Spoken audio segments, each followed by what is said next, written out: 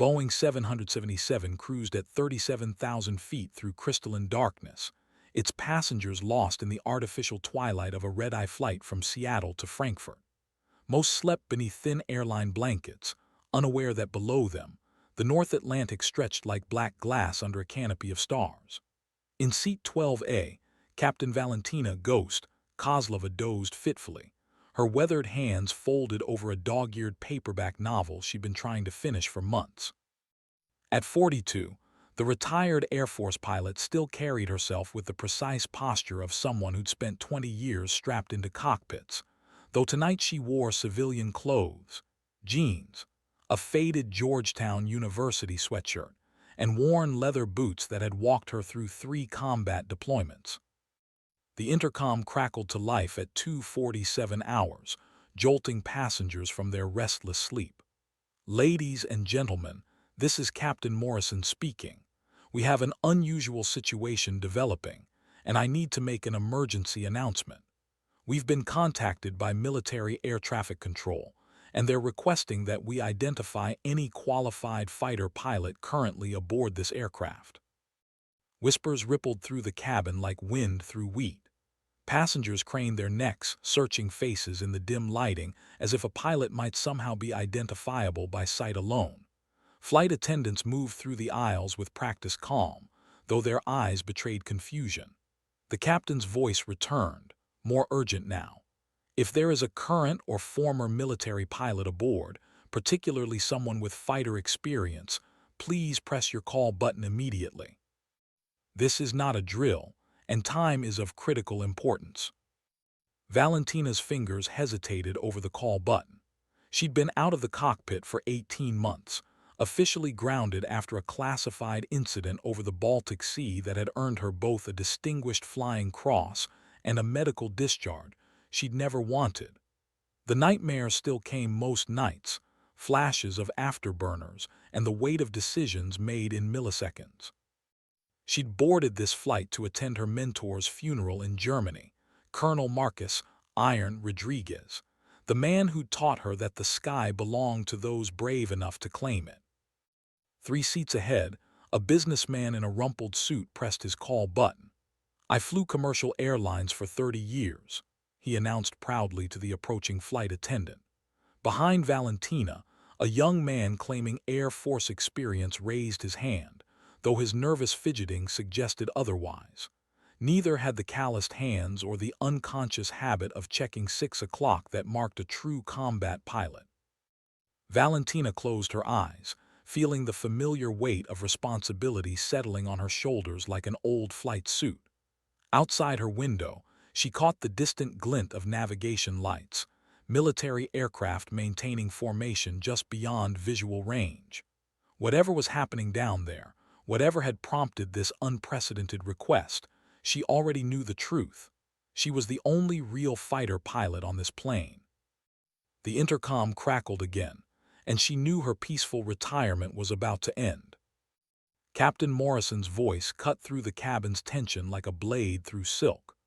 "We're being escorted by F-22 Raptors from the 27th Fighter Squadron," he announced, his professional composure wavering slightly. "They've informed us that a situation is developing off the coast of Iceland, and they require immediate consultation with someone who has experience in air-to-air combat scenarios." The commercial pilot's admission hung in the recycled air. He was a man accustomed to following predetermined flight paths, not navigating the chaos of military operations. Valentina pressed her call button and stood, her movement drawing curious stares from nearby passengers. The flight attendant, a woman named Jennifer whose badge gleamed under the cabin lights, approached with barely concealed relief. "Are you military, ma'am?" she asked, her voice carrying the hope of someone grasping for solutions in an impossible situation. "Captain Valentina Kozlova, United States Air Force, retired," she replied quietly, her accent carrying traces of the Russian parents who'd immigrated when she was 3.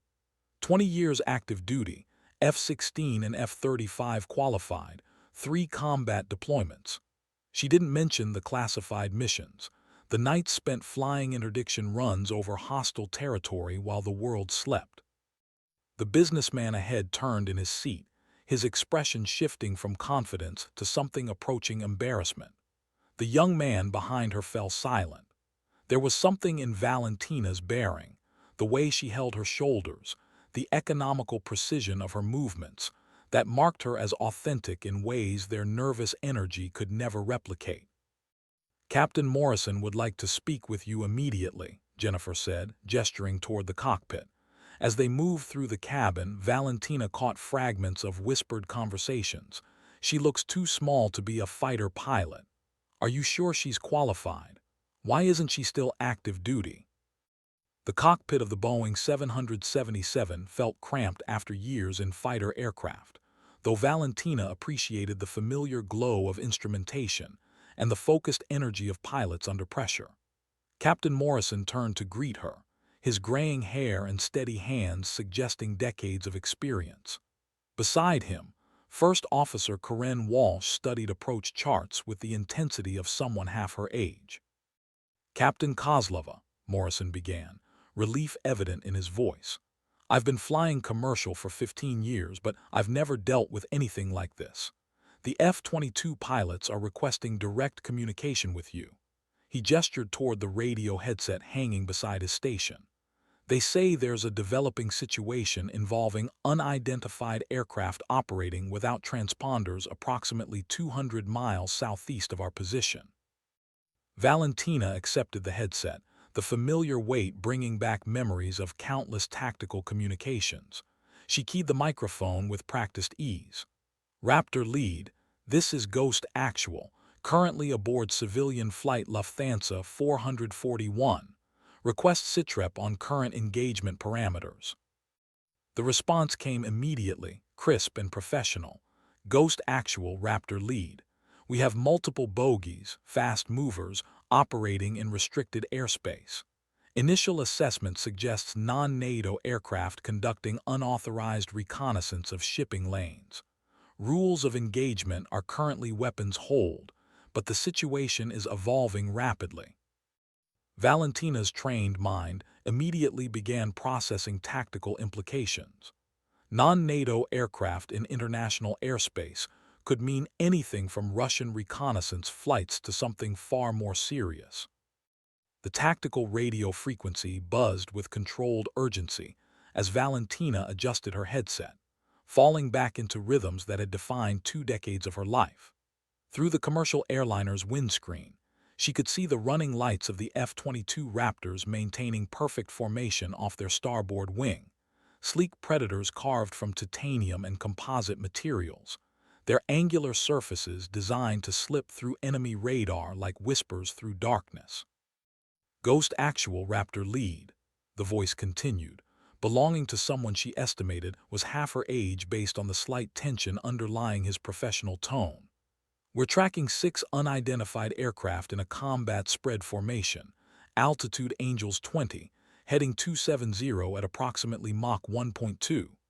They've ignored all attempts at radio contact and are operating without IFF transponders." Valentina closed her eyes, visualizing the tactical picture with the clarity that had made her one of the Air Force's most decorated pilots. 6 aircraft in combat formation suggested a deliberate military operation, not a navigation error or mechanical failure. "Raptor lead, Ghost Actual. Have you achieved visual identification on aircraft type? Any electronic signatures indicating radar or targeting systems?" "Negative visual ID at this range, Ghost.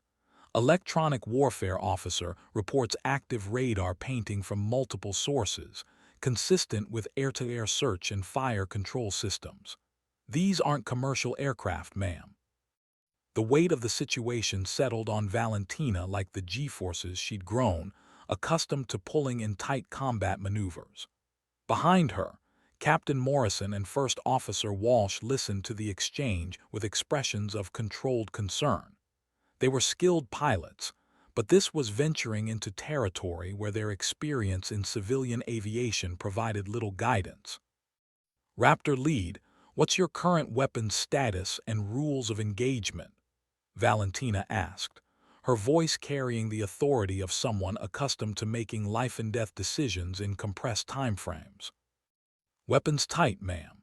We're authorized to engage only if fired upon, or if the bogies demonstrate clear hostile intent towards civilian or military assets. Problem is, we're dealing with a gap in our tactical picture.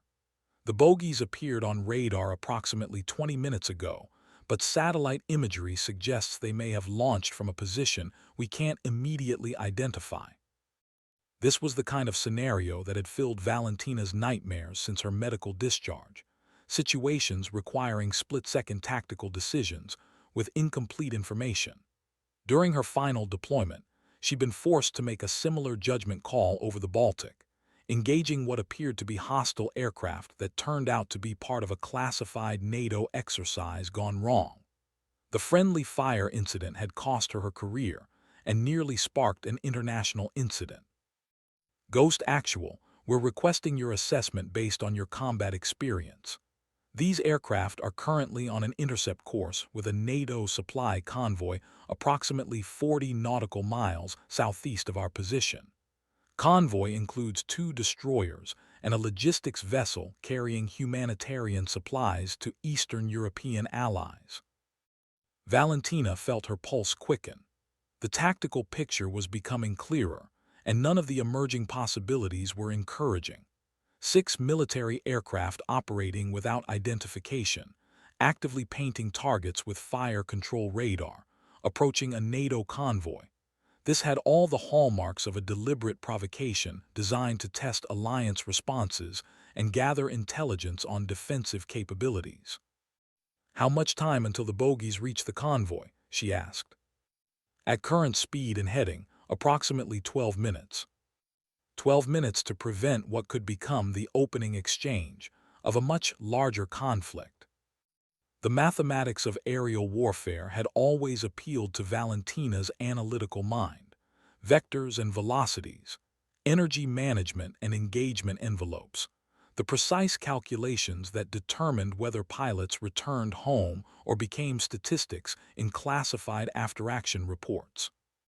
Now, listening to the tactical radio chatter while watching the F-22s maintain their protective formation around the commercial airliner, she found herself calculating survival probabilities with the cold precision that had kept her alive through 3 combat deployments. "Raptor lead, Ghost Actual," she transmitted, her voice steady despite the adrenaline beginning to course through her system. "Request detailed information on convoy composition and current defensive posture. Also need to know your squadron's current fuel state and available ordnance." Ghost, Raptor lead. Convoy consists of USS Porter, USS James E. Williams, both Arleigh-Burke-class destroyers, escorting USNS Comfort loaded with medical supplies and prefabricated shelter components. Current defensive posture is heightened awareness with surface-to-air missile systems active. Our squadron is carrying 4 AIM-120D AMRAAM and 2 AIM-9X Sidewinder missiles per aircraft. Fuel state approximately 60%. Captain Morrison tapped Valentina's shoulder gently. "We're carrying 437 passengers," he said quietly, his weathered face reflecting the weight of responsibility for civilian lives. "Whatever's happening out there, my primary concern is getting these people safely to Frankfurt." "Understood, Captain," Valentina replied, then keyed her microphone again. "Raptor lead, what's the current assessment from higher command? Are we looking at a potential engagement scenario, or is this still being treated as an identification and escort situation?" The pause that followed lasted several heartbeats too long. When the F-22 pilot responded, his tone had shifted subtly toward something more ominous. "Ghost Actual, command is classifying this as a developing situation requiring immediate resolution. The bogies have just altered course, now bearing directly toward the convoy at increased speed. Electronic warfare assets are reporting multiple radar locks consistent with targeting solutions." Valentina felt the familiar sensation of time compression that accompanied high-stress combat situations, moments stretching like taffy, while her mind processed multiple threat assessments simultaneously.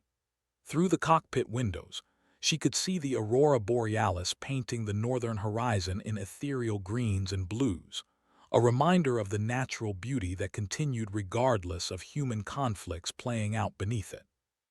"Captain Morrison," she said, turning to address both pilots, "I need you to understand something. If those unidentified aircraft are hostile and they engage the convoy, this entire airspace is going to become a war zone very quickly.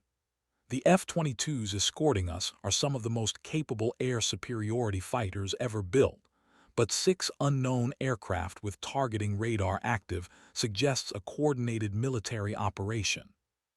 First Officer Walsh looked up from her navigation charts. "Are you saying we might be in danger?"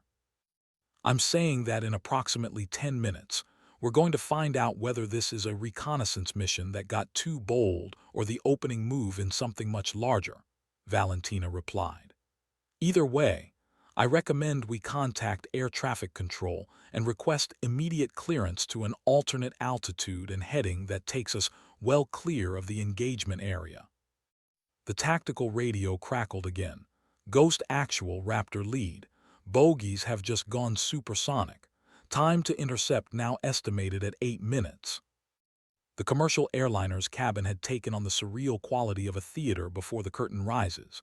Passengers unaware that outside their pressurized sanctuary, military forces were positioning themselves for what could become the first aerial engagement over the North Atlantic in decades. Valentina watched the F-22s adjust their formation, their movements precise and predatory as they prepared for potential combat while maintaining protection for the civilian aircraft. "Lufthansa 441, this is Gander Control," came the voice of the Canadian air traffic controller, his usually routine tone carrying undertones of urgency. "We're showing military traffic in your vicinity. Please confirm your current status and intentions." Captain Morrison keyed his microphone. "Gander Control, Lufthansa 441. We have military escort and are currently consulting with qualified personnel regarding a developing situation. Request immediate clearance for deviation from current flight path and emergency priority handling." Lufthansa 441, understand you have military escort. Be advised we're showing multiple high-speed contacts in your general area, clearing you for immediate turn to heading 040, descend and maintain flight level 350. Expedite. As Captain Morrison began the turn, Valentina felt the subtle shift in the aircraft's attitude and watched the F-22s adjust their formation to maintain coverage. She keyed the tactical frequency again.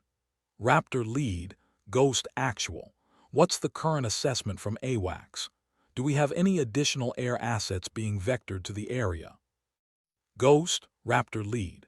Big Eye is tracking the situation, but currently we're the primary response asset. The bogies are maintaining radio silence and have accelerated to Mach 1.6. They'll be within engagement range of the convoy in approximately 6 minutes. 6 minutes. Valentina had made career-defining decisions in far less time, but those had been in the cockpit of an F-35 Lightning II with full tactical systems and weapons at her disposal. Now she was effectively a passenger, able to advise but not directly influence the outcome of what was rapidly becoming a critical situation. "Raptor Lead, based on the tactical picture you're describing, what's your squadron commander's current assessment? Are we looking at a probe of NATO response times or something more aggressive?" Ghost Actual, Squadron Commander, believes this is a deliberate escalation designed to test our rules of engagement. The bogey's flight profile and electronic signatures are consistent with advanced fighter aircraft, possibly 4th or 5th generation. Their approach vector and timing suggest detailed intelligence about convoy movements. Through the cockpit windscreen, Valentina could see the aurora dancing across the horizon, its ancient light a stark contrast to the modern technological warfare potentially unfolding below. She'd seen similar displays during her deployment to Alaska, where she'd flown countless training missions preparing for exactly this type of scenario: unidentified aircraft probing defenses, testing resolve, gathering intelligence about response capabilities. "Captain Morrison," she said quietly, "I recommend you make an announcement to the passengers. Something general about encountering military traffic and taking a precautionary route deviation. They're going to start noticing the escort fighters, and it's better to control the narrative before panic sets in." Morrison nodded grimly. "What should I tell them about the potential for?" He paused, searching for appropriate words. "Tell them we're taking standard precautionary measures and expect to arrive in Frankfurt on schedule," Valentina replied. "Which might even be true, depending on how the next 5 minutes unfold." The tactical radio erupted with sudden activity. All stations, this is Raptor Lead. Bogies have just painted the convoy with fire control radar. We are now weapons-free, repeat, weapons-free, engaging hostile aircraft." The transformation from tense monitoring to active combat unfolded with the brutal efficiency that Valentina remembered from her own combat sorties. Calm professionalism, suddenly shattered by the controlled chaos of pilots fighting for their lives at supersonic speeds.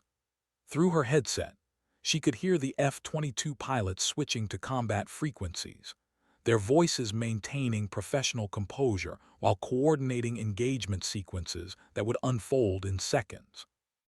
"Raptor 2, Raptor Lead. Targeting Bogey Group Alpha, 2 contacts bearing 265 at Angels 22. Fox 3, Fox 3. The call sign for an AMRAAM missile launch echoed through the tactical frequency, followed immediately by additional launches as the other F-22s engaged their assigned targets. Captain Morrison gripped his controls with white knuckles, the commercial pilot's training providing no framework for operating in an active air-to-air combat environment. "Should we be doing anything differently?" he asked Valentina, his voice tight with controlled stress. "Maintain current heading and altitude," she replied, her own training taking over as she processed the tactical communications. "The F-22s have established a protective perimeter around us. As long as we stay predictable, they can maintain coverage while engaging the hostile aircraft." Through the tactical radio, the engagement continued to unfold with lethal precision. "Raptor 3, Splash 1 bogey, confirmed kill. Remaining contacts are breaking formation, 2 groups of 2 aircraft each. One group heading toward the convoy, second group appears to be egressing northeast." Valentina closed her eyes, visualizing the three-dimensional battlefield based on the radio calls. The attacking aircraft had split their formation after taking casualties, a classical tactic designed to force the defending fighters to divide their attention and potentially create gaps in coverage. It was exactly the kind of coordinated military operation she trained to counter during her years flying air superiority missions. "Ghost Actual, Raptor Lead," came the call she'd been anticipating. "We have 2 bogies continuing toward the convoy, currently 40 nautical miles out. Remaining F-22s are engaging the second group. We need tactical assessment on convoy defensive capabilities." This was the moment Valentina had been dreading, being asked to make tactical recommendations that could determine whether American sailors lived or died. She keyed her microphone with steady hands despite the memories of her last combat decision flooding back. "Raptor Lead, Arleigh-Burke-class destroyers are equipped with standard missile systems capable of engaging aircraft out to approximately 75 nautical miles. However, their primary mission is convoy protection, so they'll want to maintain close escort formation until the last possible moment." "Copy, Ghost. The convoy commander is requesting coordination for combined engagement. Bogies are now at Angels 15, speed Mach 1.4, estimated time to missile engagement range 4 minutes. 4 minutes for the most advanced naval surface-to-air missile systems in the world to coordinate with F-22 Raptors for a combined engagement against unidentified hostile aircraft." The mathematical precision required for such coordination had been drilled into Valentina during countless training exercises. But the reality of coordinating between multiple services in real-time combat was exponentially more complex. Raptor Lead, recommend you establish a bracketing position north and south of the bogey's approach vector. Force them to choose between evading your missiles or maintaining their attack profile against the convoy. The destroyers can provide terminal defense, but your AMRAAMs have longer range and better probability of kill against maneuvering targets. Copy Ghost, executing bracket maneuver now. The next 90 seconds would determine whether this engagement remained a limited tactical encounter or escalated into something that would require explanations at the highest levels of government. The precision of modern aerial warfare became brutally apparent as Valentina listened to the F-22 pilots coordinate their bracket maneuver through her tactical headset. Each pilot's voice remained professionally calm, while executing maneuvers at speeds where human reaction time measured in milliseconds could mean the difference between successful engagement and catastrophic failure. She found herself gripping the commercial aircraft's armrest, muscle memory from thousands of hours in fighter cockpits making her body respond to G-forces she wasn't experiencing. Raptor 4, established on southern bracket, tracking 2 bogies bearing 090 at Angels 14. Request permission to engage with AMRAAM at maximum range. Raptor 2, northern bracket established. I have radar lock on lead bogey, tracking steady. Recommend simultaneous engagement to prevent defensive maneuvering. Captain Morrison had activated the passenger address system, his voice carrying forced calm as he announced temporary route adjustments due to military traffic in the area. Behind them in the cabin, Valentina could hear nervous murmurs and the shuffling of passengers trying to peer through small windows at the F-22s maintaining formation around their aircraft. The tactical frequency erupted with coordinated precision.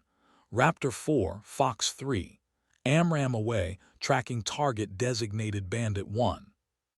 Raptor 2, Fox 3, AMRAAM away, tracking Bandit 2. The advanced medium-range air-to-air missiles would take approximately 25 seconds to reach their targets, traveling at nearly 4 times the speed of sound, while their active radar seekers locked onto the hostile aircraft.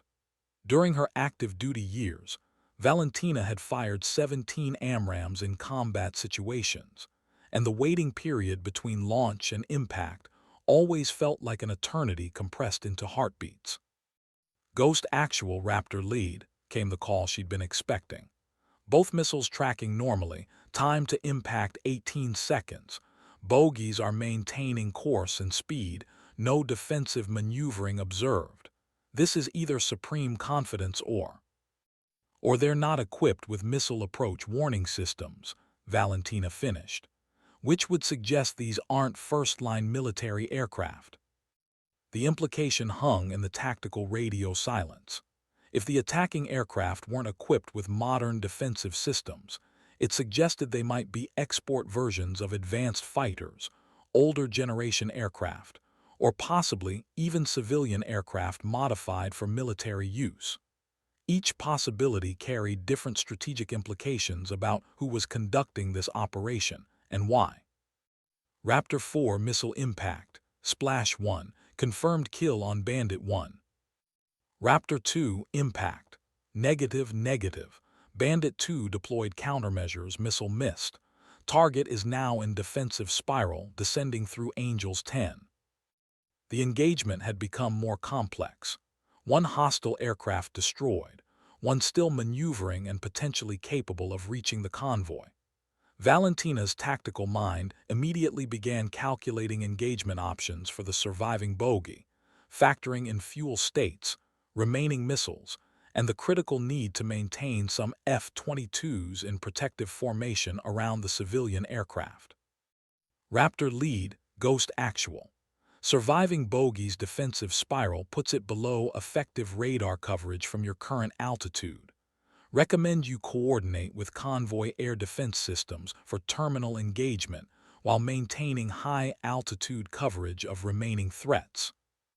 The tactical radio buzzed with coordination between the F-22 squadron and the destroyer's combat information centers, a complex dance of modern military technology, attempting to prevent what could become the first successful attack on a NATO convoy in decades.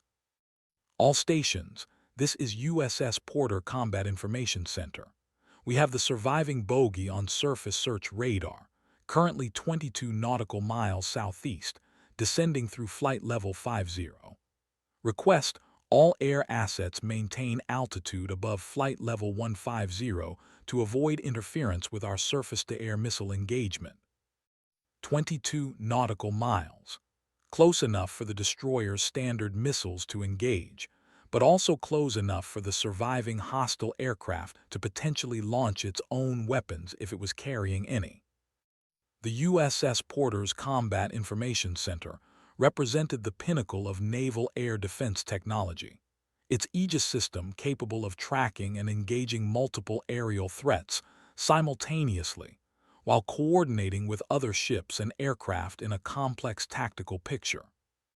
Valentina had trained with similar systems during joint exercises, understanding both their capabilities and limitations when engaging maneuvering aircraft at low altitude over ocean surfaces, where radar returns became complicated by sea clutter and atmospheric conditions.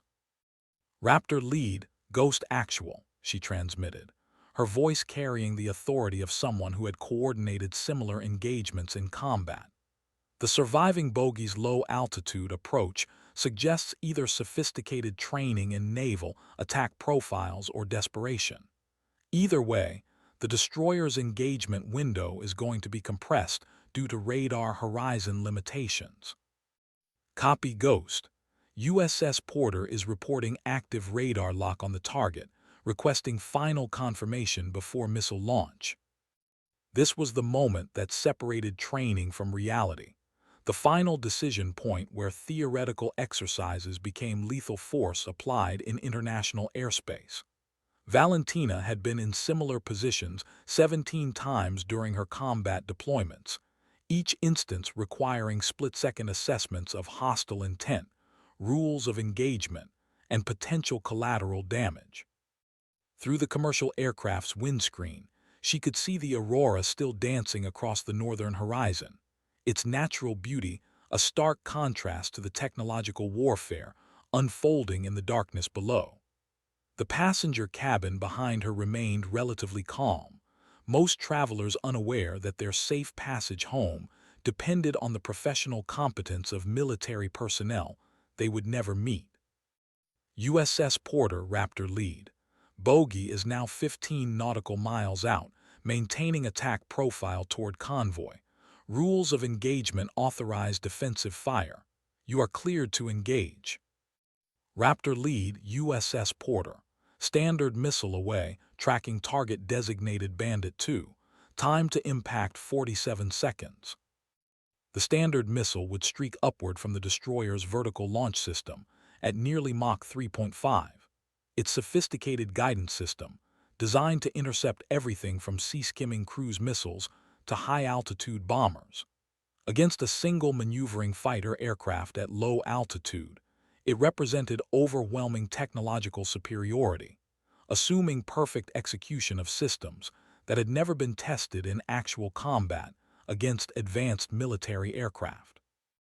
Valentina found herself counting seconds in her head, a habit developed during years of timing combat engagements where seconds determined survival. At 30 seconds from impact, the hostile aircraft would have to begin defensive maneuvering if it hoped to defeat the incoming missile. At 20 seconds, evasive options would become severely limited. At 10 seconds, survival would depend entirely on electronic countermeasures or sheer luck. USS Porter, missile tracking normally, bogey maintaining course and speed. No defensive maneuvering observed. Either the pilot of the surviving aircraft possessed nerves of steel and was planning a last-second evasive maneuver, or the aircraft wasn't equipped with the sensors necessary to detect the incoming Standard missile. Both possibilities were equally concerning for different reasons. 10 seconds to impact. Valentina held her breath, memories of her own close calls with surface-to-air missiles flooding back. The terror of watching missile plumes arc toward her aircraft, the desperate maneuvering to break radar locks, the relief of watching hostile missiles detonate uselessly in empty sky. Impact. USS Porter reports successful intercept Splash 2. All bogies destroyed, threat eliminated. The tactical frequency buzzed with confirmations and damage assessments, but Valentina felt only the familiar emptiness that followed combat engagements. Somewhere in the dark waters below, 2 pilots had just died, their aircraft transformed from sophisticated military machines into scattered debris sinking beneath the waves. She'd never learned to celebrate such victories, understanding too well that each engagement represented failures of diplomacy and intelligence that had led to lethal force becoming the only remaining option. Ghost Actual Raptor Lead. Threat neutralized, escort mission continuing. Thank you for your tactical assistance. But even as the immediate threat ended, Valentina knew this was only the beginning of a much larger story. The aftermath of aerial combat carried its own peculiar tension. The sudden transition from life-or-death decisions to administrative procedures and after-action reports. As the F-22s resumed their protective formation around the commercial airliner, Valentina found herself experiencing the familiar post-engagement emptiness that had haunted her throughout 3 combat deployments. 2 pilots were dead, their sophisticated aircraft now debris scattered across miles of ocean, and the larger questions about who had launched this attack and why remained unanswered. Ghost Actual, this is Raptor Lead, came the voice through her tactical headset. Higher Command is requesting immediate preliminary debrief on the engagement. They want your assessment of enemy tactics and capabilities based on observed behavior patterns. Valentina keyed her microphone, falling back into the analytical mindset that had made her one of the Air Force's most effective tactical intelligence officers. Raptor Lead, based on the engagement profile, the hostile aircraft demonstrated sophisticated mission planning and coordination, but lacked modern defensive systems. Their approach vectors and timing suggest detailed intelligence about convoy movements, but their failure to detect and evade incoming missiles indicates possible export variant aircraft or older generation systems. Captain Morrison had been listening to the tactical communications with the intense focus of someone trying to understand a situation far beyond his civilian aviation experience. "Are you saying this was planned by a foreign government?" he asked quietly. "I'm saying 6 military aircraft don't just appear over the North Atlantic by accident," Valentina replied. "The coordination, the timing, the specific targeting of a NATO convoy, this required detailed intelligence, mission planning, and significant logistical support. The question is whether this was a rogue operation or something authorized at higher levels." Through the cockpit windscreen, she could see the running lights of the F-22s maintaining their vigilant patrol around the commercial aircraft. Each Raptor represented approximately $350 million in advanced aerospace technology, operated by pilots who had trained for years to reach this level of combat proficiency. The fact that such resources had been necessary to protect a routine humanitarian convoy suggested the international situation was far more volatile than most civilians realized. The passenger address system crackled to life as Captain Morrison made another announcement. "Ladies and gentlemen, we're pleased to report that our temporary route deviation has been completed successfully. We're now returning to our original flight path and expect to arrive in Frankfurt on schedule. We apologize for any inconvenience and thank you for your patience." Behind them in the cabin, Valentina could hear the relieved conversations of passengers who would never know how close they had come to witnessing the opening moves of a potential international crisis.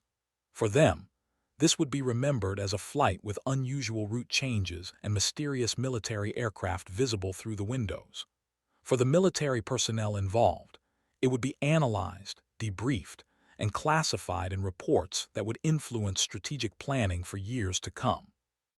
Raptor lead, Ghost actual, she transmitted. One additional observation for your debrief. The hostile aircraft's willingness to continue their attack profile despite taking casualties suggests either exceptional training and discipline, or pilots who believed their mission was worth dying for. That level of commitment typically indicates state-sponsored operations rather than mercenary or terrorist activities. Copy Ghost. That assessment matches our squadron commander's preliminary evaluation. Command is already initiating intelligence reviews to determine possible launch points and supporting infrastructure. The hunt for answers would now shift from tactical engagement to strategic intelligence analysis. But Valentina suspected the truth would prove more complex and disturbing than any of them currently imagined. The secure communications equipment aboard the F-22 Raptors allowed for encrypted coordination with command centers across multiple continents. And as the immediate tactical situation stabilized, Valentina found herself thrust into a role she'd hoped to leave behind when she accepted medical retirement: strategic intelligence advisor during an international incident. The tactical radio frequency buzzed with coordination between the fighter squadron, naval forces, and increasingly senior military commanders demanding immediate assessments of what had just occurred. Ghost Actual, this is Colonel Sarah Torch Martinez, 27th Fighter Squadron Commander, came a new voice through her headset, crisp with the authority of someone accustomed to making decisions with global implications. I'm currently airborne in Raptor Lead's wingman position. Higher Command has requested your immediate assessment for a flash intelligence report going directly to the Pentagon and NATO headquarters. Valentina felt the familiar weight of responsibility settling on her shoulders. During her active duty years, her tactical assessments had influenced everything from individual mission planning to theater-wide strategic decisions.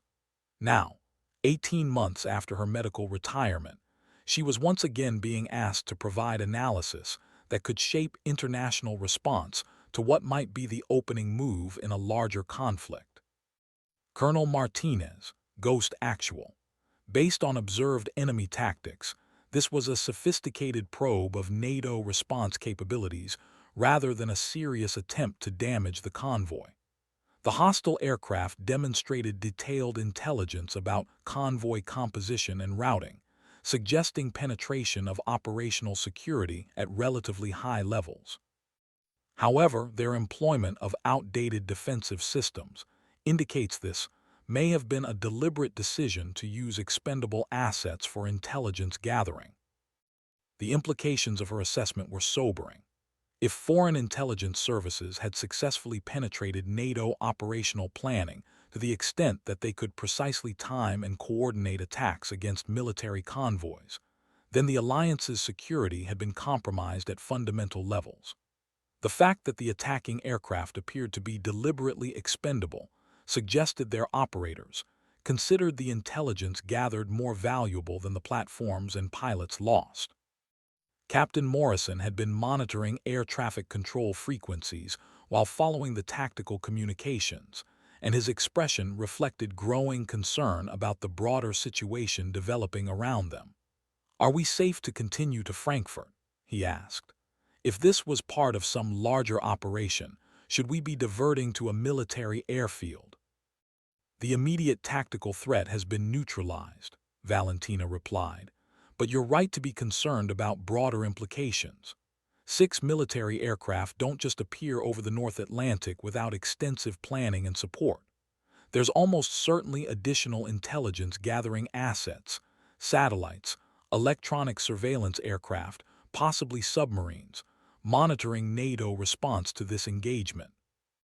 Through her tactical headset, She could hear Colonel Martinez coordinating with intelligence analysts already beginning the complex process of determining who had launched the attack and why.